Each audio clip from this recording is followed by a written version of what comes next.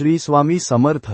रे बाळा, माघ महिना हा पवित्र स्नानाचा महिना मानला जातो आणि या महिन्याची सांगता होते ती म्हणजे माघ पौर्णिमेने. यंदा 1 फेब्रुवारी 2026 रविवारी ही पौर्णिमा येत आहे.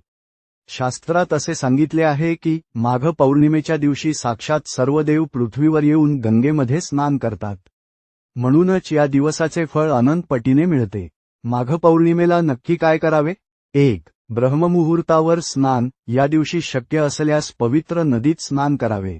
जर शक्य नसेल तर घरीच अंघोळीच्या पाण्यात थोडे गंगाजल आणि काळे तीळ टाकून स्नान करावे.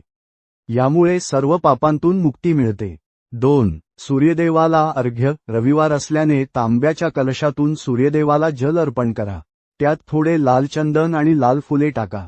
3. दानधर्म. माघ पौर्णिमेला दानाचे महत्त्व खूप मोठे आहे. या दिवशी तीळ, गूळ, कापूस, ब्लँकेट किंवा